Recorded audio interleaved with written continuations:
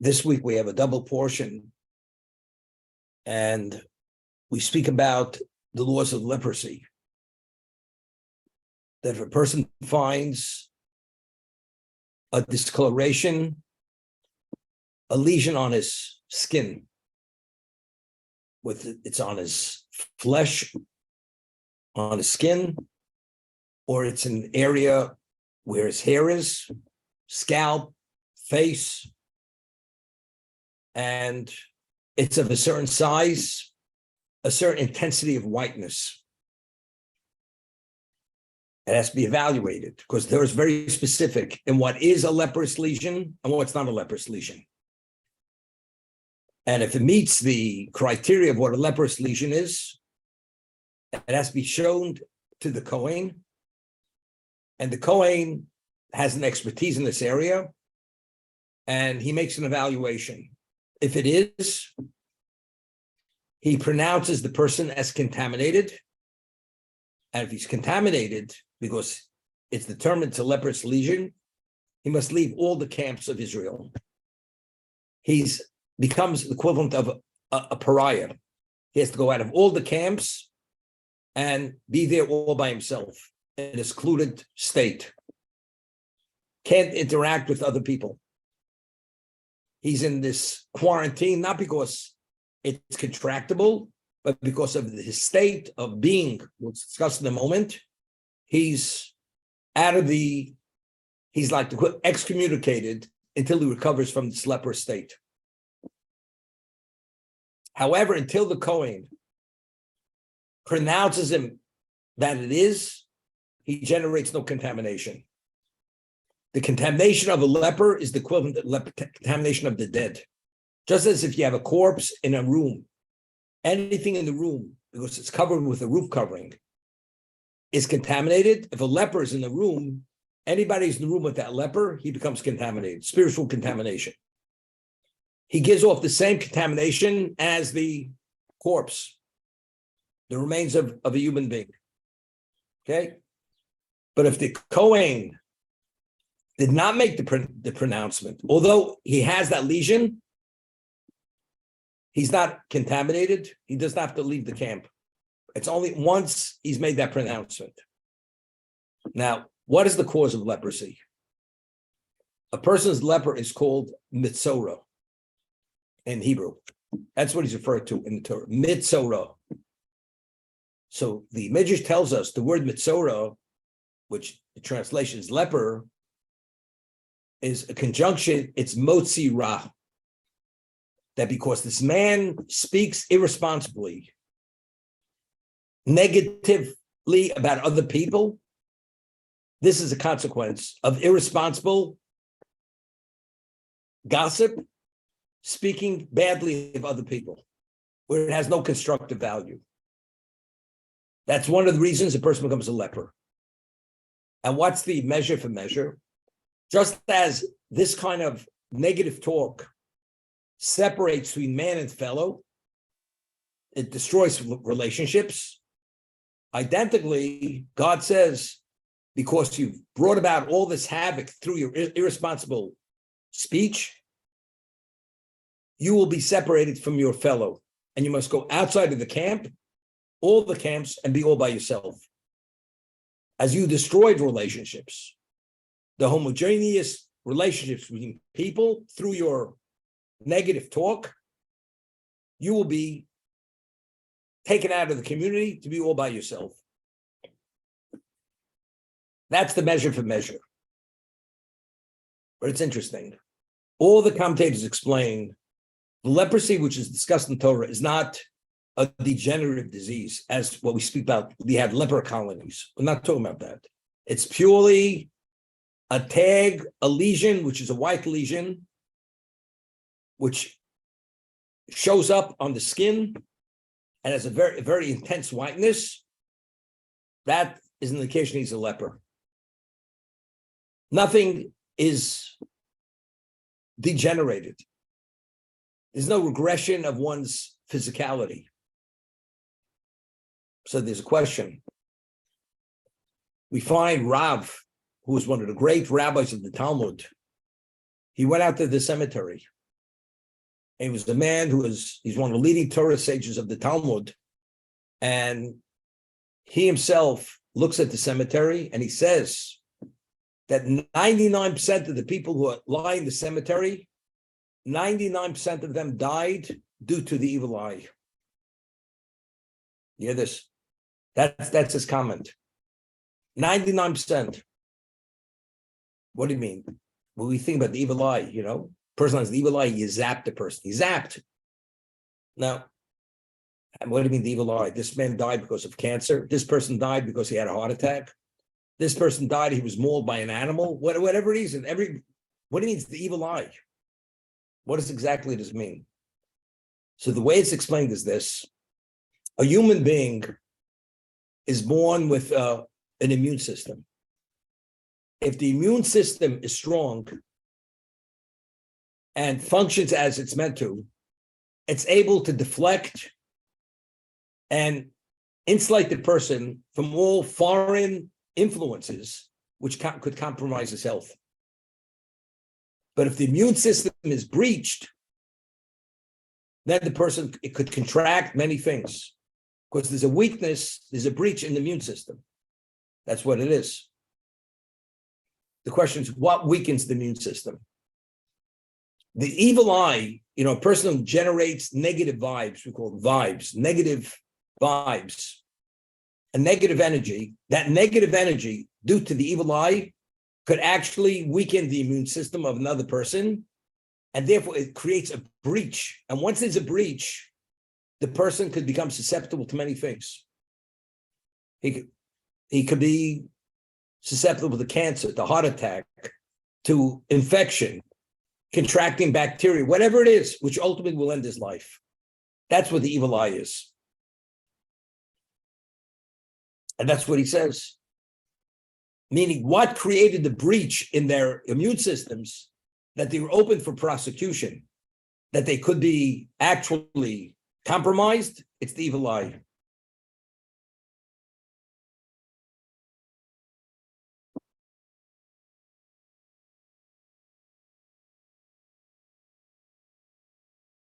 Whenever a person, we discussed the concept of measure for measure. Every measure for measure in life has to do with the actual sin itself. I'll give you an example. The Talmud tells us that at the end of time, there's going to be a tribunal of the animals of the jungle. And they're going to take the snake, bring him up to be prosecuted.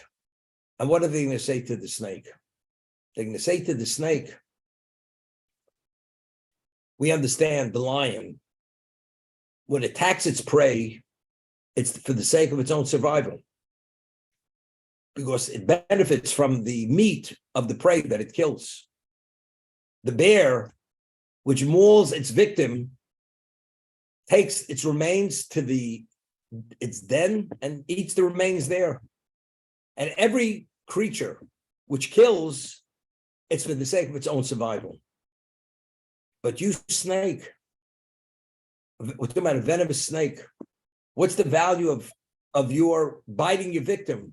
You bite the victim, inject him with venom, then you slither off and leave the person die due to the venomous bite. What benefit do you have of this?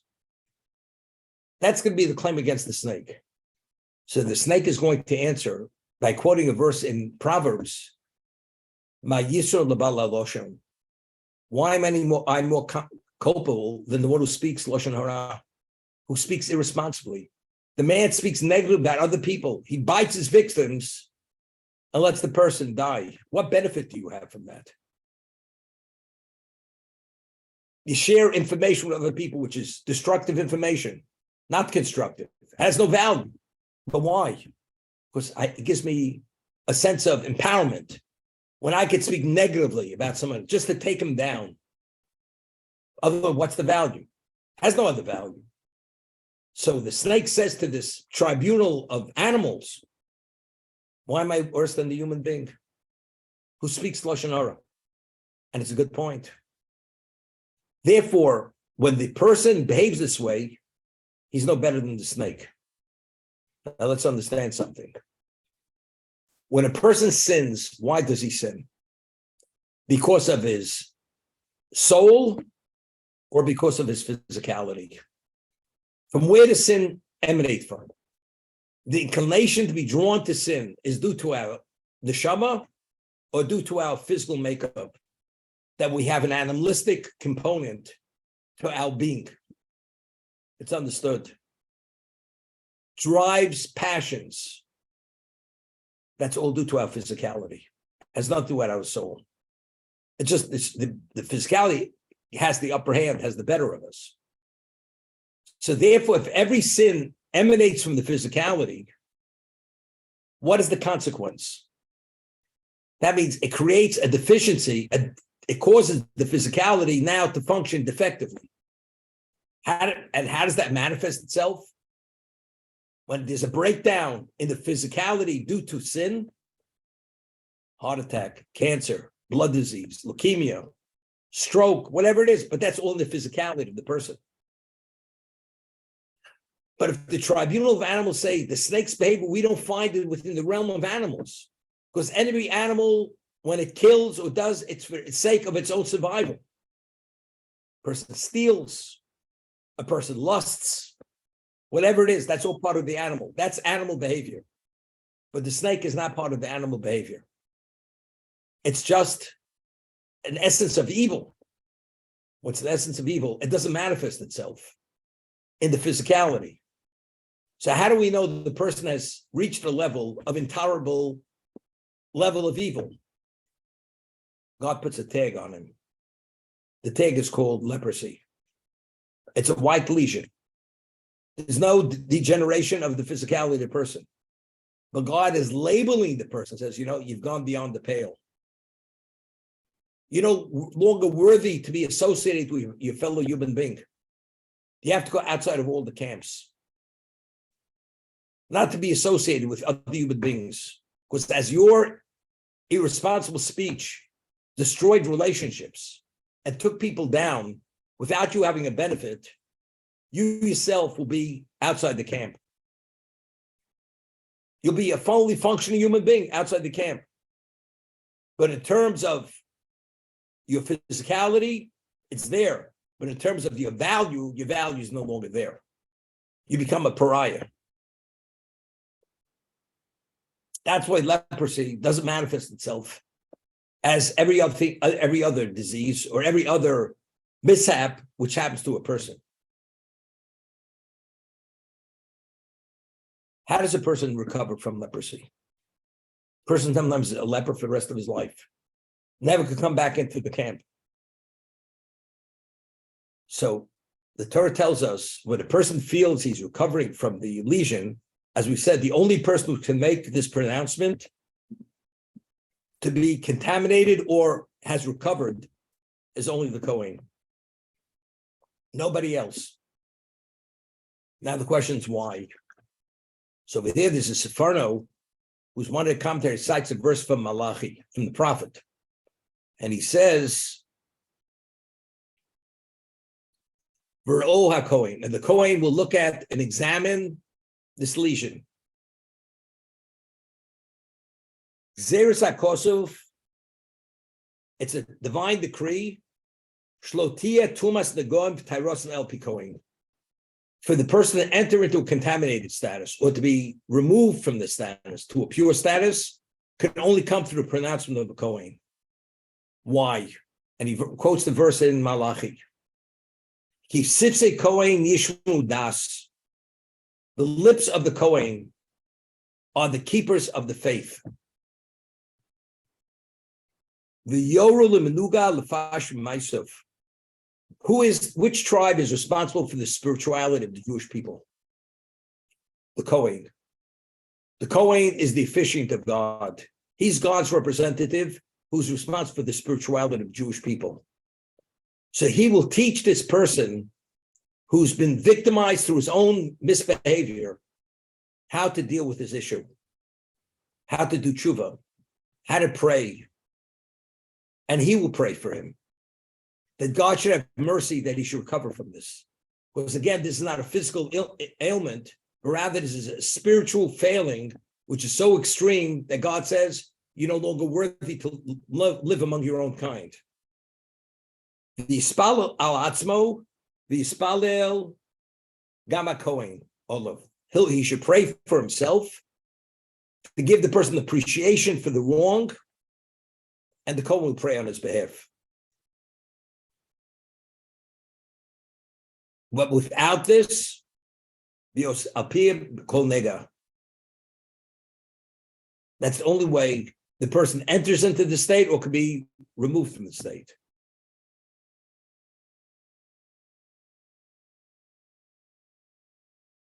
This is how the Sefarno learns. We once discussed that speech is a different faculty than any other function of a human being. Every function of the human being emanates from the physicality of the person, which is the brain. Speech is a derivative of the soul. When did Adam become a speaking species? If you read the narrative of creation, it says God forms the human being, and he blows into his nostrils a soul of life. This is verbatim. That's what the Torah says. And he became a living entity when the soul of life was blown into his nostrils, which is the soul. He became a living species. And the Aramaic translation explains he became a speaking species. Due to having this spiritual component within him, he was able to speak. Why does the human being speak, have the power of speech? No other creature has the power of speech. Because only the human being has the spiritual component, and the characteristic of this spiritual component is the power of speech, to be able to express ideas, to be able to communicate. But that's a derivative of the soul. So when you utilize that characteristic, which is rooted in the spiritual, the liability is a different liability. It doesn't manifest itself in the physical in terms of breakdown in the physical, but rather it's something which carries the seriousness that your totality has been affected. You know, the Or Chaim HaKadosh writes in one location, there's an expression in English, the man is so evil, he has no soul. We don't hear that today any longer. He's like, he has no soul. Because if he has a soul, he couldn't behave the way he behaves. So Chaim HaKadosh writes, in truth, a person could live without a soul. How's that? A person is made up of three components. What are the three components? We once discussed this. The life source, which is the component which every living species has. There's the spirit, and there's the soul. The soul is what's totally holy. What is the receptacle for the soul? What contains the soul? The body.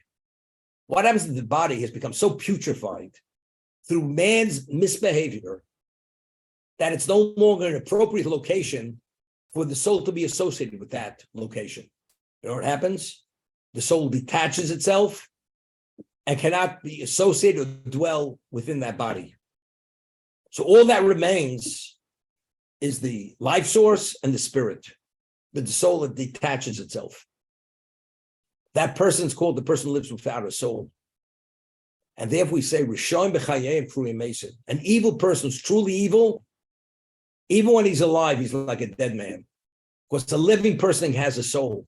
This man, due to his extreme level of evil, the soul departed from him. But he's still functioning. He's still a viable human being. You can be a viable human being with a life source and a spirit, although you have no soul. So when you say a person has no soul, and therefore, Rishoyim Chayim Kuri Mesim, an evil person, even when he's fully alive, he's like a dead man. That's the reason. The Mitzora, the leper, why does he have this lesion on his skin? because he went beyond the pale in terms of abusing the characteristic of the soul. And as a result of that, he's put out of the camp. He becomes a pariah because he used the most special, precious faculty, which is rooted in spirituality, and he invested it in something which is something so extremely negative, which is unrelated to the function of the animal. It's just evil per se. If you have nothing to gain, what do you have to speak negatively about another person if there's no constructive value to that, for that information? So therefore, Rishon b'Chaim Kriya Mason, the Mitzorah, the leper, he generates the same type of impurity as what? As the dead person, as the reins of a human being.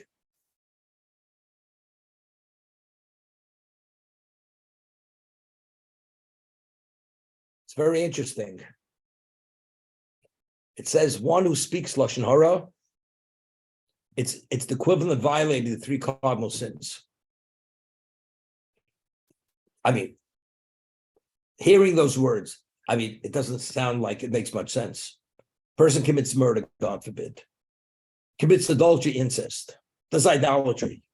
All 3 combined, speaking Lashon Hara, speaking negatively about a person in a context of not constructive talk, it's worse than all 3. I mean, in what context could it be worse? So we once explained, the Gemara tells us, Haman, who was the personification of Amalek, he was able to extract from Ahasuerus, the Persian emperor, a decree to annihilate every man, woman, and child who are Jewish. There should be one living Jew on the face of the earth. Now, how was he able to get out of Ahasuerus that he should agree to such a decree to eradicate every Jew from off the face of the earth? The Talmud says that there was no one who could speak Lashon Hara as Haman. He was the expert in Lashon Hara and speaking evil.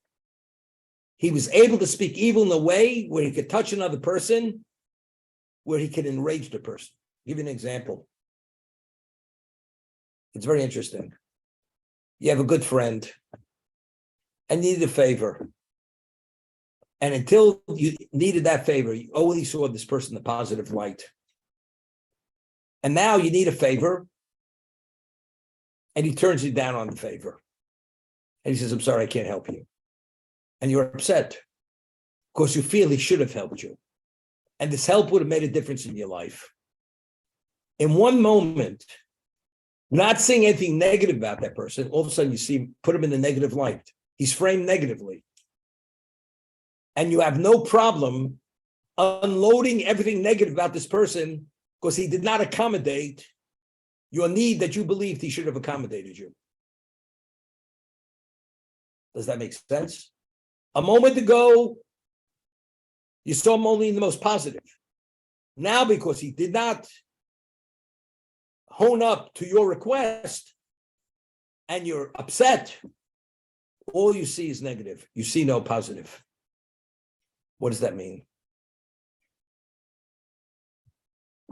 It's definitely not rational. What is a deprecator?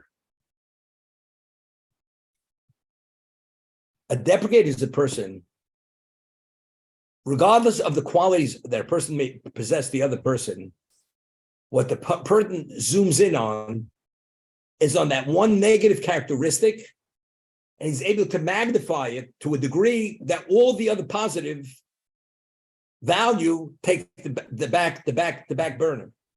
They're minimized as if they don't exist. All that exists is this negative. Give you an example. A person's a rabid anti-Semite. To that rabid anti-Semite, the Jew, he could contribute to society. He could be one of a kind of doctor or qualified person and has so many aspects of value. But because he's the anti-Semite, all he sees is that Jew who he wants to take out the Jew. He can't tolerate the Jew. He doesn't even, all the other value and positive aspects of that Jew do not resonate with this person due to his negative feeling towards that Jew. All he sees is the negative. So what is deprecation? Amalek is seen as the ultimate deprecated par excellence. That's how he's quantified by King Solomon in Mishlei. If the Amalekites could attack us after the splitting of the sea, where the whole world stood in awe of the Jewish people, as we say in the Song of the Sea, how could Amalek, this nomad band of people, attack us, where the whole world trembled? You know what they said? We're not impressed. Not impressed. But God split the sea. God did this. God, not impressed. But how could you not be impressed? How could you not see the value? The answer is because they're totally shut down. It's factual information, but there's no internalization of that to be able to relate to it. As a result of that, all they see is negative. We have to destroy these Jews. We're going to burst that bubble. They're no different than the rest of us. And therefore, there's nothing to be concerned about. Therefore, they attack us. That is exactly what Amalek is. Amalek is, regardless and despite all the positive, all they see is the negative, and all they're able to internalize is the negative. Therefore, God says they are evil. As much as you show them, as much as you magnify good, they cannot be appreciative of good. Therefore, at the end of time, they will be destroyed. Because they've already displayed this shortcoming of not having the capacity when they attacked us after the splitting of the sea. When Haman spoke Lashon about the Jews, they were throughout the empire, 127 countries. Haman, when he spoke about the Jews, all he zoomed in was, he says, do you realize these Jews? They won't eat of our food. They're different than we are. They won't drink our wine. If you touch the wine, they will not drink it. How insulting is it? And he just hammered away on the negative. What about all the contributions? What about their subjects of the king? What about their contributing subjects of the king? Doesn't make a difference. When you hone in on that negative and you touch that, all that exists at that moment is only the negative. All the positives totally negated and subsumed. Therefore, it touches a raw nerve. And you want to destroy the Jew for that reason. And that's how Haman was able to extract from Achashverosh the ability to issue this decree to annihilate every Jewish man, woman, and child. So when a Jew speaks Lashon Hara about another Jew, he's a thief, he's a this. Maybe it's true, but why do you speak about it? If you would really, truly see all the other positive aspects of that person, you wouldn't say such a thing. What do you have to gain? There's nothing to gain. There's no constructive value. What is it? It's just deprecation. The characteristic of deprecation, that's the characteristic of the Amalekites. The deprecation, when the snake, the ancient snake, spoke to Chava and seduced her to eat of the tree of knowledge, what did he say about God? Something very unconscionable. He says, you know why God doesn't want you to eat of the tree of knowledge? Because how do you think he became a creator? He ate of the tree of knowledge. That's how he received all his creative powers. He doesn't want you to be in competition with him. Therefore, he forbade you to eat of that knowledge. You ever see the snake? The Midrash says it has circles on its skin, snake skin. It's like psoriasis. The reason why the snake has those round circles, before the sin of Adam and Eve, the snake did not have those circles. That's the equivalent of leprosy. As the leprosy of these lesions, these circular marks on the skin, the snake, for speaking Lashon Hara against God, depicting God in this negative light, why he did not allow Adam to eat of the tree of knowledge, he became a leper. And the snake is a pariah till the end of time. God says the snake, man doesn't want to be associated with snakes. Snakes are taboo to people.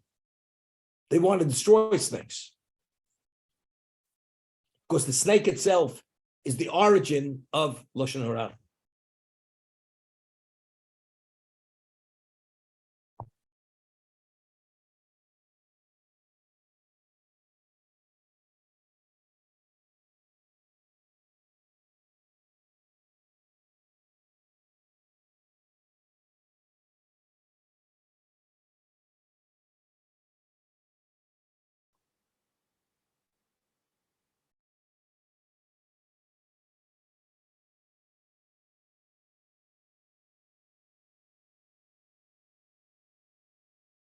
Yeah. We find if a person has a type of lesion and the Kohen is not sure exactly what it is, the Torah tells us he puts him to quarantine for a week. And when the person's in quarantine, nobody's permitted to go into that sequestered area where that person is. And a week afterwards, he comes and examines the lesion. And if it turns out to be not a problem, he comes out of his quarantine state and he must go to the mikveh. He's contaminated. So the question is, why is he contaminated? If it was determined that the lesion he had was not a leprous lesion, it was a question, there's no basis for contamination. So why, when he comes out of the quarantine state, the sequestered state, why does he have to immerse himself in the mikveh to relieve himself from contamination if there's no basis for the contamination? Simple question. The answer which is given is, by the commentators, we said leprosy is not degenerative. It's a tag to tell you where you're at. You're reaching, you ever see people, cholesterol is a problem. Some people have such high cholesterol that it's actually oozes out from the pores under their eyes. You see little globulets due to the cholesterol. The diet they eat is so high cholesterol. You haven't noticed that. You can't even look at these people. A person can reach a level of saturation of speaking negatively. You're already about to break out with this lesion. You're at the brink of that point. When the Kohen can't give you that evaluation, it's because you're nearly there. The value of going into that secluded state in the quarantine, maybe it's time to do a little introspection. And if you do the correct introspection and you repent and make commitments to the future, something, maybe your cholesterol levels can go down. Maybe you're going to recover. Meaning he didn't reach the peak yet. When you reach the peak, you're out of the camp. You're a full-fledged pariah. But when you're nearly there, you have to go in quarantine and you got to really do some introspection. You got to do some soul searching when you're in there. Rethink your life. And if you do it right, after a week, you come out. But because you were there, nearly there, the basis of nearly that generates that contamination. It's not retroactively, he tells me you were never a leper. The person was in a very precarious state. You were there enough that you contaminated. Although you didn't become the full-fledged leper, which would be considered out of the camp to be considered a full-fledged pariah. That's the basis for the contamination. It's interesting. The last portion of the Amidah is divided into three parts. The opening three blessings, we speak about God, who God is. Great, powerful, awesome, the protector, the shield of Abraham. Sustains life with chesed, resurrects the dead. Blessed is God, the one who resurrects the dead. Third blessing, you're holy, your names are holy, your people are holy, the holy God. Then we begin the supplications. And we ask for many things. And what's the closing? We say modim. We give thanks for God for everything he does for us. That's modim, and we give thanks to you. Firstly, that you're our God. And we give thanks for all the good he does for us. What does he do for us? One of the things we say is something which is, we once discussed, the miracles that you perform for us every day, day in and day out. God performs miracles for us. I'll ask you, what was the last time God performed a miracle for you? Or for me? What miracles does he perform? We say it every day. The miracles which are performed on our behalf every day. We are beneficiaries of miracles. Could anybody describe what miracles we're beneficiaries of? We're not talking about the sun rising and setting. We're talking about miracles. What miracles? See, if you studied Rabbeinu Yonah in the Gates of Penitence, the many times we do things, it's only due to the mercy of God that we're still alive.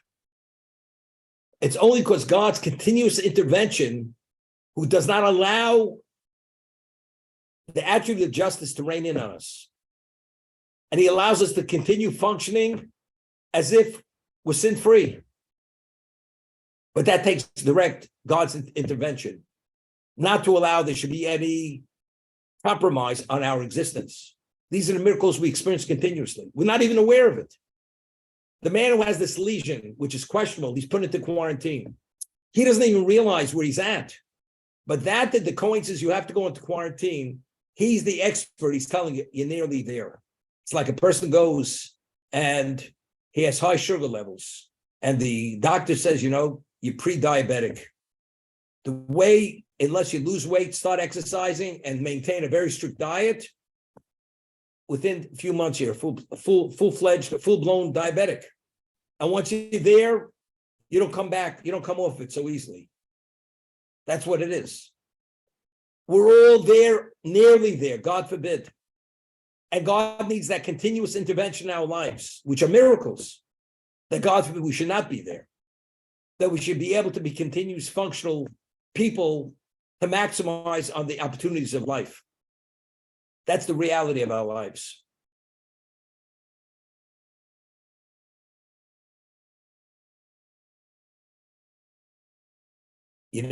There's a positive commandment, we say in the Shema, that a Jew has to have a mezuzah on his doorpost. That's what the Torah says. It's called a mezuzah.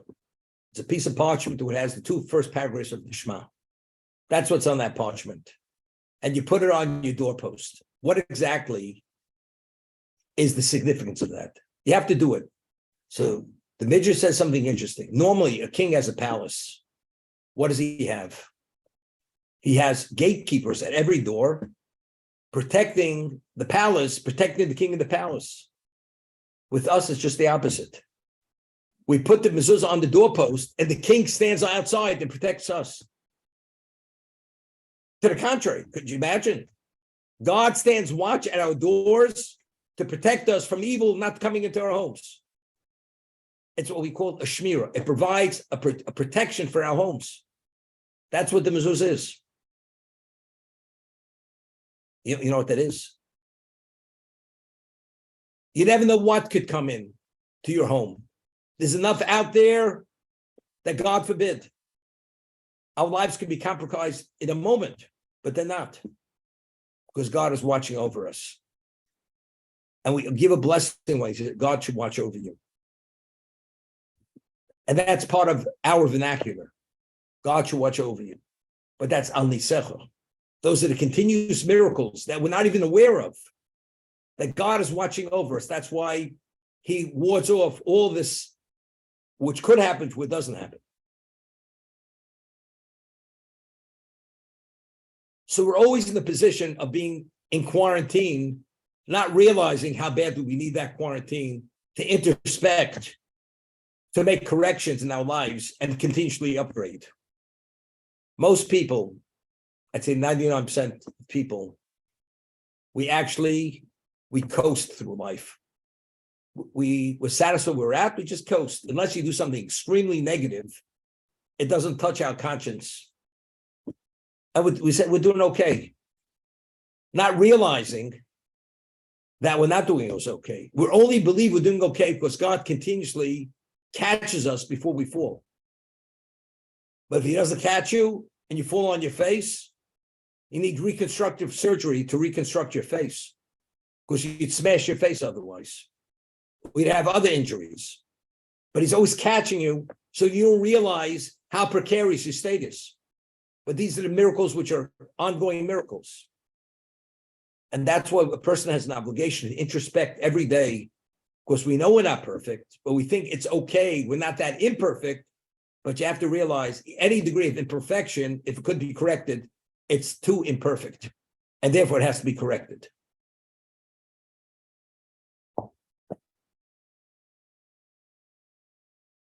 So although we don't have leprosy today, but there's enough takeaways from this, what we read in the Torah, which although we don't have it today, and there's no pronouncement of the Kohen, but we have to understand ourselves that we're far from perfect. There's a lot of upgrading which we can do, which we don't do. And although we don't have a sense of it, but it's a reality, it's there. And therefore, being smart will take advantage of the knowledge to be able to apply what's stated by this questionable leper to ourselves and appreciate the miracles which God provides continuously on our behalf.